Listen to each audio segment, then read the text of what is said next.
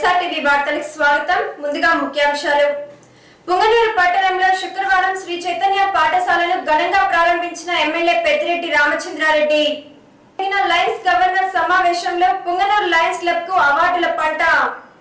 పుంగనూరు పురపాలక సమావేశంలో పట్టణ ప్రగతిశీలక అభివృద్ధి పనులను నాణ్యతా పరంగా చేయించాలని ఎమ్మెల్యే పెద్దిరెడ్డి రామచంద్రారెడ్డి అధికారులకు ఆదేశం. వివరాలు. పుంగనూరు ఎమ్మెల్యే పెద్దిరెడ్డి రామచంద్రారెడ్డి శుక్రవారం స్థానిక పురపాలక సంఘంలో జరుగుతున్న ప్రగతిశీలక కార్యక్రమాల్లో ముఖ్య అతిథిగా సమీక్షించారు.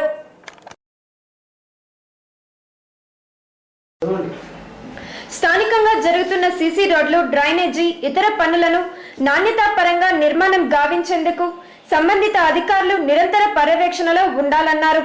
ప్రజలకు అత్యవసరం, నిత్యావసరమైన త్రాగునీరు, పరిశుభ్రత ఎప్పటికప్పుడు పర్యవేక్షించాలని, త్రాగునీటి పైప్ లైన్లలో ఎలాంటి లీకేజీలు లేకుండా, నీరు వృధా కాకుండా ఆయా శాఖల అధికారులు అప్రమత్తతో వ్యవహరించాలని ఆయన ఆదేశించారు.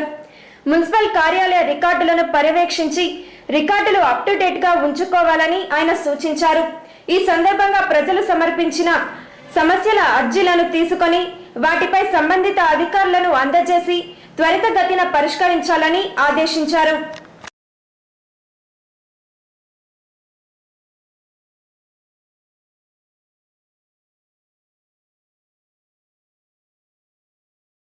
జిల్లా మదనపల్లి ఓయాసిస్ సంస్థ స్థానిక ప్రకృతి వనం నిర్వహించారు.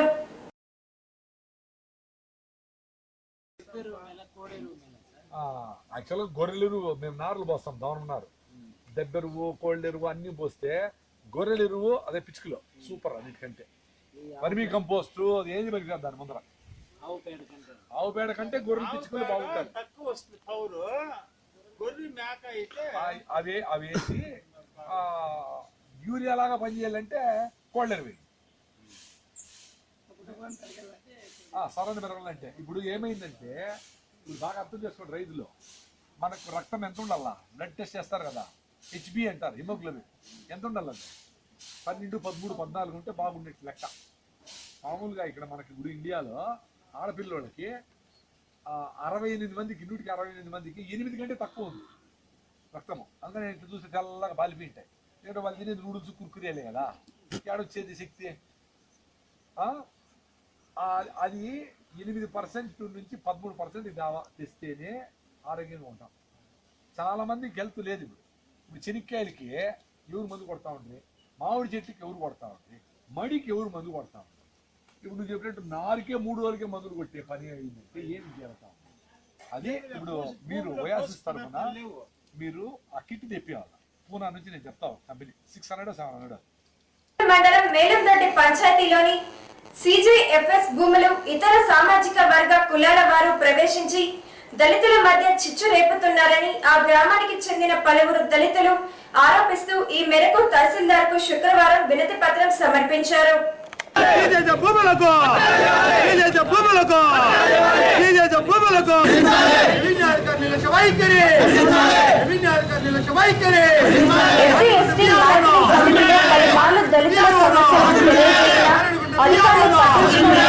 ఆ గ్రామస్తులు ఆవేదన వ్యక్తం చేశారు.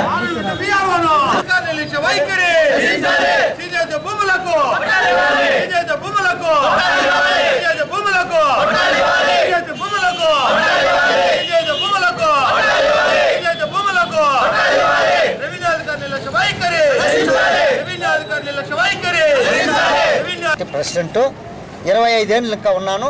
25 ఏళ్ళు ఇంకా మా సిజేఎఫ్ఎస్ అనుభవంలో ఉండే భూములకి రెవెన్యూ డిపార్ట్మెంట్ తో తిరుగుతా ఉన్నాం. మా పట్టాలు ఇవ్వాలక లేదు. మా భూములు 30 ఏళ్ళు ఇంకా అనుభవంలో ఉండే భూములు కూడా పట్టాలు ఇవ్వలేదు. మేము పట్టాలు ఏంటి సార్, మేము చెట్లు శ్యామలో పెట్టుకుంటామంటే కూడా రెవెన్యూ వాళ్ళకి లెక్కలేదు. ఇంతవరకు పట్టాలు ఇవ్వలేదు. వేరే వాళ్ళు పిలుచుకొని చేసి పట్టాలు ఇస్తామని చెప్పేది వాళ్ళకి చెప్తా ఉన్నారు. కానీ మా అనుభవంలో మా సొసైటీలో మెంబర్షిప్ ఉండే వాళ్ళకి కూడా పట్టాలు ఇచ్చి ఇవ్వడం లేదు. రెవెన్యూ డిపార్ట్మెంట్ వాళ్ళు మా హరిజన భూముల్లోకి వేరే క్యాస్ట్ వాళ్ళని చేరుస్తున్నారు. ఎస్సీ భూముల్లోకి ఎస్టీలను ఇచ్చేస్తున్నారు. వాళ్ళకు గొరాట్లు పెడుతున్నారు. ముందున్న ఎంఆర్ఓ నరసింహులు సార్ గారు వాళ్ళకి వచ్చి వాళ్ళకి దాంట్లో ఇస్తామని చెప్పి వాళ్ళకి ఇచ్చేసి వాళ్ళకి మాకు పెద్ద పెట్టేసినారు. మా సొసైటీలోకి వాళ్ళు వచ్చే దానికి మా హరిజనులకు ముట్టుకుమే ఆ సొసైటీలో హక్కు ఉన్నది. దాంట్లో హరిజనులకు ముట్టుకుమే హక్కు ఉన్నది. దాంట్లో వేరే వాళ్ళకి ఊరికి దానికి హక్కు లేదు. దాంట్లో వచ్చి భూములు లేకుండా ఏరియా క్యాస్ట్ వాళ్ళు తీసుకొని వచ్చి ఏరియా తాపు భూములు ఇస్తా ఉన్నారు. అది మాత్రం న్యాయం కాదు. మా అనుభవంలో ఉండే భూములు మాకు పట్టాలు ఇస్తే మేము ఏదో విత్తనాలు వేసుకునేకి చెట్లు జామ పెట్టుకునే దానికి చేసుకుంటాం, రెడీగా ఉన్నాం. ఆన్లైన్లో ఉంది మా భూమి, మాకు 1B తెచ్చినాము, మాకు దానికైతే పాస్బుక్ తెచ్చినట్టే మీదేమన్నా రికార్డు తెచ్చుకుంటామని చెప్తాడు విఆర్ఓ. మీకేమైనా రికార్డు ఆడుకుంటు విఆర్ఓ రజనీకాంత్, మీకేమైనా రికార్డు తెచ్చుకోరా అంటే అప్పట్లో 40 ఏళ్ళు ఇప్పుడు మా వాళ్ళు ఏడాడు పెట్టినారు, అంతా చేతులు పెట్టి పూడ్చినాయి. సార్ పోయినా సార్ ఇట్లా కొంచెం వగ్గి ఇందు పూరిండ్లు ఉంటే కాలిపెట్టి మా పూడిన మా రికార్డు ఉంటే తెస్తేనే మీకు ఇది ఇచ్చేది మీకు, లేకుంటే మేము ఇచ్చేది 1B ఉంది కదా సార్ అంటే 1B ఏమి ఇది నీకు ఏమైనా రికార్డు ఎత్తుకొని మీకు పాస్బుక్ చేస్తాను, లేకుంటే చేసేది కాదు మీకు. వాళ్ళని మా మీద తరిమి వాళ్ళకి మేము కొట్టుకొని తెచ్చే ఇట్లా ఇది వచ్చేసింది. కలెక్టర్ గారు కూడా అర్జీ ఇచ్చినాం మేము, సబ్ కలెక్టర్ గారు కూడా, మేడం గారు కూడా వస్తామని చెప్పినారు, ఇంతవరకు రాలేదు మేడం గారు కూడా. ఆ కాలంలో ఇచ్చిన కొంచెం భూములకు కూడా ఇంతవరకు రెవెన్యూ రికార్డులు ఏ మాదిరంగా లేవు. కొంతమందికి ఇచ్చినారు, కొంతమందికి అయితే ఇవ్వలేదు. ఈ విషయంగా కొన్ని సంవత్సరాల నుంచి ధర్నాలు చేయడం కానీ, అడుక్కోవడం కానీ, కలెక్టర్ తిరిగిపోవడం అన్నీ జరిగిపోయింది. ఈరోజు ప్రభుత్వం ఎన్నో సంక్షేమ పథకాలు ప్రవేశపెట్టింది. దళితులకు ఏ విధమైన సంక్షేమ పథకాలు అందడం లేదు. ఈ మధ్య చూస్తే వేరుశెనగ విత్తనాలు అయితే ఇచ్చినారు, పట్టాలు లేవు, పాస్బుక్లు లేవు. ఉన్న వాళ్ళకైతే ఎకరాలు ఉన్నాయి, వాళ్ళు తీసుకుంటున్నారు తప్ప దళితులకి ఎటువంటి ప్రయోజనం లేకుండా పోతుంది. ప్రభుత్వం అందించే పథకాలు ఏ విధంగా కూడా దళితులు అప్పటి నుంచి ఇప్పటి వరకు కూడా అదే పరిస్థితుల్లో ఉన్నారు. కానీ ఉన్న వాళ్ళకి అన్నీ ఉన్నాయి, కానీ కనీసం వీళ్ళు సమస్యలు వీళ్ళు చెప్పుకుంటే మీరు ముందున్న వాళ్ళని అడగండి, మమ్మల్ని అడిగితే మేము మాకేం తెలుస్తుంది, మేమేం చేస్తామని వాళ్ళని దబాయించి చేస్తున్నారు. అదేవిధంగా కురప్పల్లికి సంబంధించిన ఒక వెంకటరామయ్య అనే అతను సుమారు అతని 1Bలో వేరే నెంబర్ వచ్చింది, కనీసం దాన్ని డిలీట్ చేయండి అంటే మీ సేవలో 2 సార్లు కట్టించాడు. కట్టించే పోంగా ఎంఆర్ఓ గారు పిలిచి చెప్తే కూడా చివరికి ఏం చేశాడంటే అతని ఆ 1Bలో ఉన్న నెంబర్లు అన్నీ తొలగించేశాడు. చివరికి నాకు ఎందుకండి ఇలా అన్యాయం చేశారు, నా నెంబర్ నాకన్నా 1Bలో పెట్టండి అంటే ఈరోజు అది పక్కన పెట్టేసి నువ్వు ముట్టేసిని పెట్టుకో, దానికి పెట్టుకో, దీనికి పెట్టుకో చేస్తానని అతని పదే తిప్పిస్తూ అతని చాలా ఘోరంగా హింసిస్తున్నాడు. అతని జీవనము ప్రతిరోజు ఇక్కడ తిరిగితే ఎవరు అతనికి భూ పెడతారు, ఇక విఆర్ఓ గారు పెడతారా? కాబట్టి ఒకటే మేము డిమాండ్ చేస్తున్నాం, విఆర్ఓని సస్పెండ్ చేయండి, ఫస్ట్ సస్పెండ్ చేయండి, పని చేయండి. విఆర్ఓ ఎందుకు మాకు వేరే విఆర్ఓలు వస్తారు, పని చేస్తారు, మాకు న్యాయం చేస్తారని పదే మేము మీరు మీ సేవలు అప్లై చేస్తే నేను మీకు 1B వచ్చినా నేను చేస్తాను. ఇక్కడ ఖాతా నెంబర్ అప్లై చేసుకోవాలి. నేను చేస్తాను. సరే సార్, సేమ్ ఇదే మాదిరి వస్తుంది సార్. ఒకటైంది మీ అందరికీ తీసుకున్నామండి, ఒకటి ఇచ్చినారు మీ అందరికి తీసుకున్నామండి. సమస్య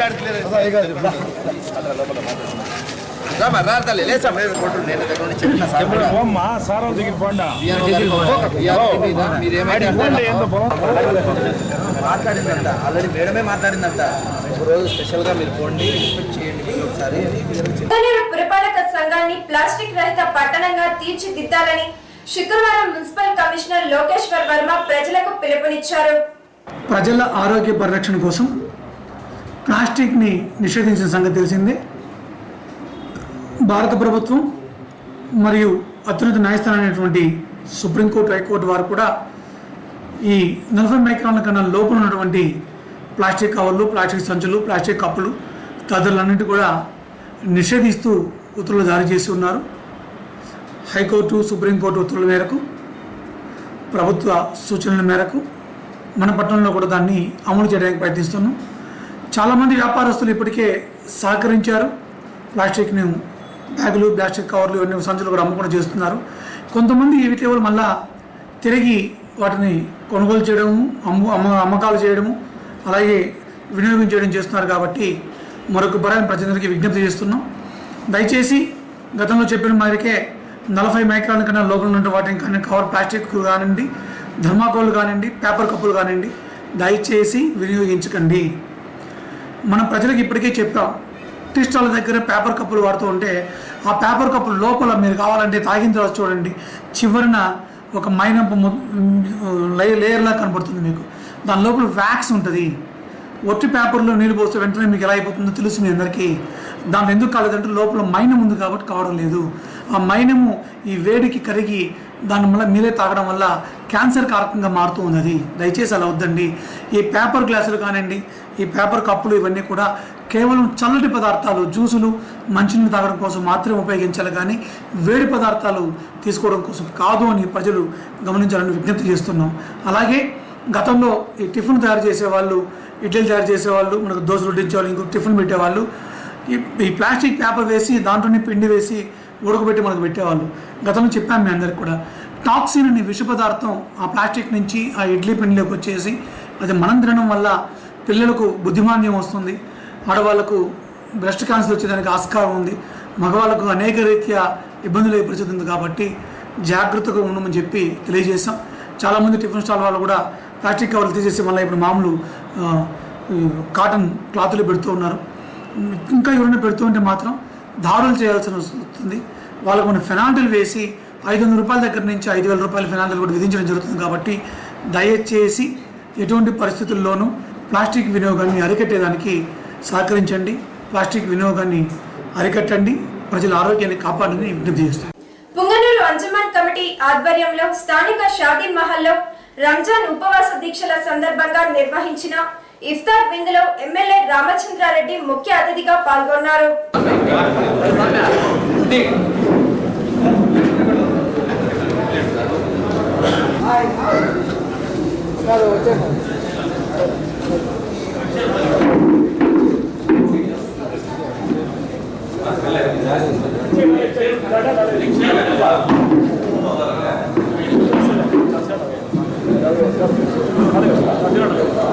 ధన్యవాదాలు.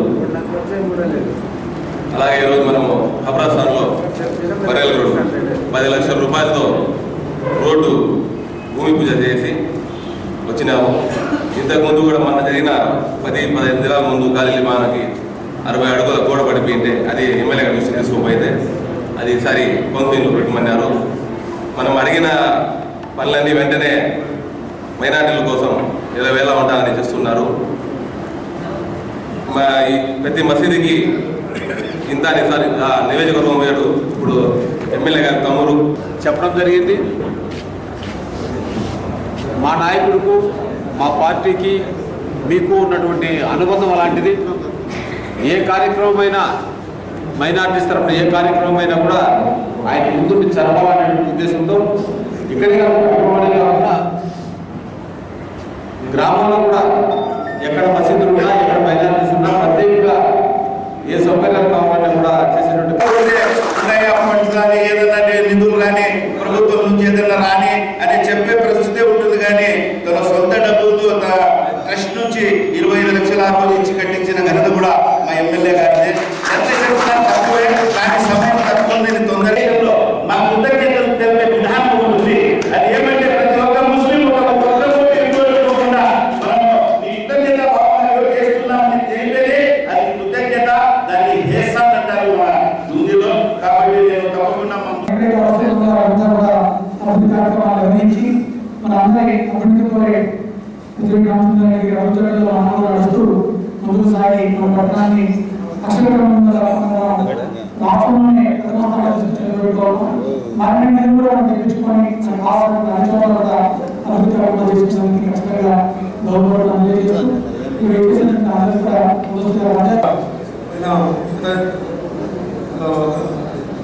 చూపిస్తున్నాడు. సంతోషం. అదేవిధంగా ఇంతకుముందు కూడా సాధన కూడా 20 లక్షల రూపాయలు ఇవ్వడం జరిగింది. ఇప్పుడు సల్లి గారు చెప్పిన కూడా నోటీస్ ఇబ్బంది అది కూడా చేస్తాడు. ఇంకోటి ఏది మైనార్టీ ఎందుకు కావడం కూడా ఇది లేదని చెప్పి ఇబ్బంది ఎందుకు పైన ఏదో చెప్పలేదు. ఇది కూడా సమస్య ఉంటే కూడా సభ్యులు చెప్తే నేను మా గురపడినప్పుడు ఒక తత్వం కలిగిన అన్నగారి వ్రతం కూడా ఆ రోజు అన్నగారు పీరియడ్లు ఉన్నారు. నేను నా ఈ పనులు నా హృదయపూర్వక తెలియజేస్తున్నాను. అలాగే ఈ కార్యక్రమాన్ని చేసిన సోదరులు నమస్కారాలు, మీడియా వారికి నమస్కారాలు తెలియజేస్తున్నాను. ముఖ్యంగా అందరూ అనుకున్నట్లు పేదరికము అందరిలో ఉంటుంది, కానీ మైనారిటీస్లో ఎక్కువగా ఉంటుంది. కానీ మీరు ఒక ఆత్మవంచన చేసుకోకుండా మీరు ఏదైనా పర్వాలేదు ఏదో వ్యాపారం చేస్తామని చెప్పి ఒక ధైర్యంగా ముందుకు పోతారు. కాబట్టి మీ దగ్గర పేదరికం కనపడదు. అయితే పేదలు చాలా దుర్భరమైన పరిస్థితుల్లో ఉండే పేదలంతా కూడా మైనారిటీస్లో కూడా ఉన్నారనేది మీ అందరికీ తెలుసు, నాకు కూడా తెలిసినట్లే. ఇది గుర్తించింది ఒక రాజశేఖర రెడ్డి గారు. రాష్ట్ర వ్యాప్తంగా రాజశేఖర రెడ్డి గారు మైనారిటీలు చాలా దుర్భర పరిస్థితుల్లో ఉన్నారు, వారు బయటకు చెప్పుకోరు, నాకు ఆకలి కావాలో లేకపోతే పశువులు ఉన్నాను అని ఏ మైనారిటీ సోదరుడు కూడా చెప్పుకోడు.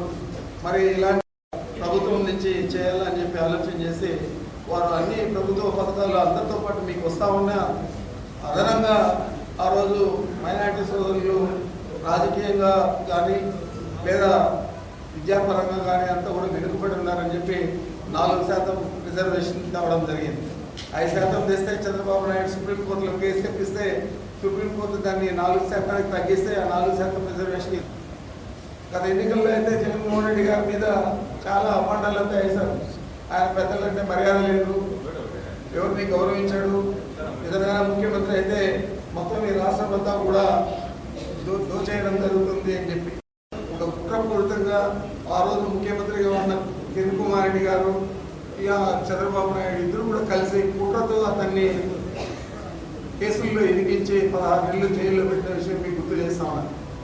మరి ఈరోజు చూస్తే మొత్తం రాష్ట్రాన్ని దోచేస్తా ఉన్నారు. ఈ రాష్ట్రం 2వ స్థానంలో ఉందని చెప్పి మొన్నటి దాకా అన్ని సర్వేలు కూడా భారతదేశంలో చెప్పినాయి. ఏది ఎక్కువ అవినీతి జరుగుతూ ఉండే రాష్ట్రంలో ఇది 2వ స్థానంలో ఉంది అని చెప్పి. మరి అది కూడా పోయింది, ఈరోజు 1వ స్థానానికి వస్తుంది. ఎందుకంటే ఒక విశాఖపట్నంలోనే లక్షల కోట్లు, వేల కోట్లు కాదు లక్షల కోట్ల విలువ చేస్తే వేలాది ఎకరాల ప్రభుత్వ భూమినంతా కూడా రెవెన్యూ రికార్డులు మార్చేసి వీళ్ళంతా కూడా చేయడం జరిగింది. మరి అంత దారుణంగా దోచుకుంటామని ప్రభుత్వం ఈరోజు మనం చూస్తా ఉన్నాం. మరి గతంలో అంతా కూడా చంద్రబాబు కూడా ఈ విధంగా టోపీ పెట్టేసి ఇట్లా సలాం పెట్టి ఫోటోలు తీసుకొని మైనారిటీలందరినీ కూడా పత్రికా ప్రముఖంగా కానీ టీవీలలో కానీ ఏదో ఆకర్షించాలని చెప్పి ఏమార్చేస్తా ఉన్న పరిస్థితులన్నీ మీకు చెప్తా ఉన్నాను. మరి ఈరోజు వాస్తవంగా చూస్తే ఒక్క మైనారిటీ శాసనసభ్యుడు కూడా తెలుగుదేశం పార్టీలో ఈసారి గెలవలేదు. గెలవకపోయినా పర్వాలేదు, 2 శాసనసభ్యులు అక్కడ కదిరిలో కానీ ఇద్దరు ఏదో మంత్రి పదవి వస్తారని డబ్బులు తీసుకొని అమ్ముడు పోయి వెళ్ళిపోయినా కనీసం వాళ్ళకు కూడా మంత్రి పదవి లేదు. మైనారిటీలకు ఎవరికి కూడా మంత్రి పదవి లేకుండా ఈ రాష్ట్రం ఏర్పడినప్పటి నుంచి ఇప్పుడు ఏర్పడిన ప్రభుత్వం తప్ప మరి ఇంత ద్వేషం పెంచుకున్న ముఖ్యమంత్రి ఈ రాష్ట్రాన్ని పరిపాలిస్తాడే ముఖ్యమంత్రి ఒక చంద్రబాబు నాయుడు తప్ప ఎవరు కూడా లేదు. మైనారిటీల మీద చాలా ద్వేషపూరితంగా ఉన్నాడు. పెద్దలందరూ కూడా ఇది గమనించాలా అని చెప్పి ఏదో మనకు చాలా ఎక్కువగా రాజశేఖర రెడ్డి గారి మీద ప్రేమతో మైనారిటీలందరూ కూడా వైఎస్ఆర్ కాంగ్రెస్ పార్టీకి మద్దతు ఇచ్చిన విషయం నేను అంగీకరిస్తాను. అయితే ఇలా కొంతమంది చంద్రబాబుతో ములాఖత్ ఆయనకు సపోర్ట్ చేస్తూ ఉన్నారంటే బాధాకరమైన విషయం.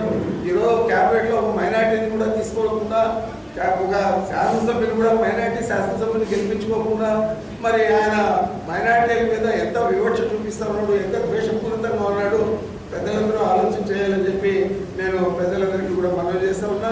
మరి ఇందాక అభిమానంగా ఉన్నారు, ఇది కడకాలము కొనసాగాలా, కంటిన్యూ కావాలా అని చెప్పి నేను మనసారా మిమ్మల్ని అందరినీ కూడా కోరుకుంటూ నాకు అవకాశం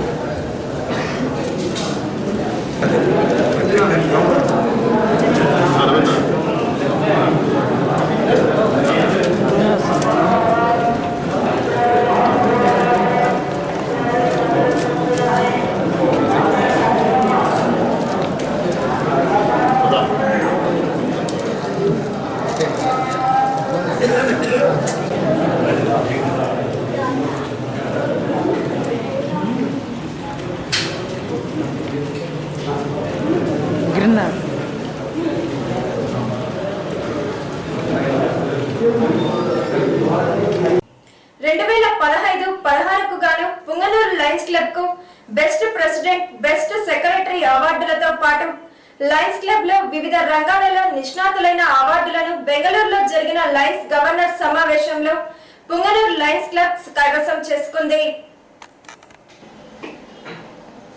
ఆ అవార్డులలో best club award Lions club best president గా జి వెంకటాచలపతి, కార్యదర్శి శ్రీ శ్రీనివాసులు, కోశాధికారి కె వెంకటముని నాయుడు లభించాయి. బెస్ట్ డిస్ట్రిక్ట్ చైర్పర్సన్ గా డాక్టర్ పి శివకు, రీజన్ చైర్మన్ గా G Varadareddy, ADCT doctor J Indraprakash లకు లభించాయి.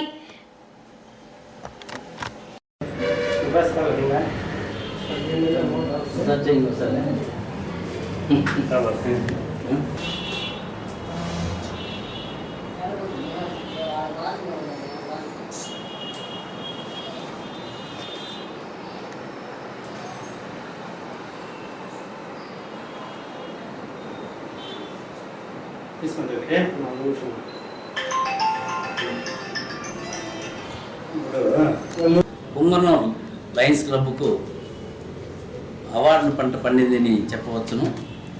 ఎందుకంటే 2015-2016 సంవత్సరానికి గాను ఈ డిస్టిక్లోనే బెస్ట్ క్లబ్ అవార్డు పుంగనూరుకు దక్కడం నిజంగా కూడా అభినందనీయము. అధ్యక్ష కార్యదర్శులు మరియు ట్రెజరర్ గారికి కూడా best president, best secretary, best treasurer awards రావడం, మరి ముఖ్యంగా మల్టిపుల్ కౌన్సిల్ లెవెల్లో అనగా కర్ణాటక, ఆంధ్రప్రదేశ్, గోవా ఇవి అన్ని రాష్ట్రాలు కలిపి ఇటీవల గోవాలో జరిగినటువంటి మల్టిపుల్ కౌన్సిల్ మీటింగ్లో నాకు బెస్ట్ రీజన్ చైర్మన్ అవార్డు రావడం నిజంగా కూడా చాలా ఆనందంగా ఉంది.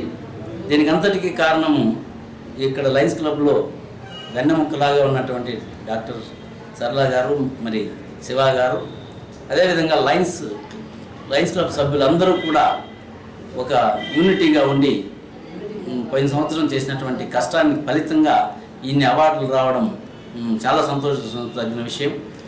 ఈరోజు లయన్స్ క్లబ్ ద్వారా చేస్తున్నటువంటి సేవ ఒక మనసు తృప్తి కోసమే కానీ ప్రజలకు అందరికీ పడుతున్నాం అనే ఒక తృప్తి ఉంది తప్ప మిగతా వేరే కాదు.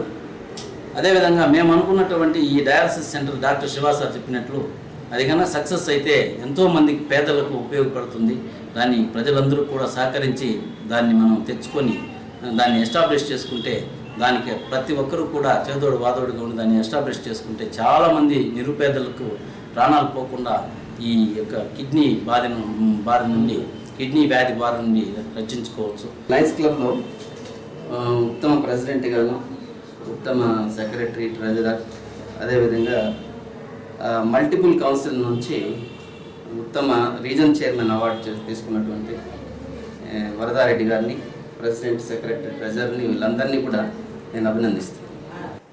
ఇంతటితో వార్తలు సమాప్తం. తిరిగి SRTV వార్తలతో మళ్ళీ కలుసుకుందాం. అంతవరకు సెలవు. నమస్కారం.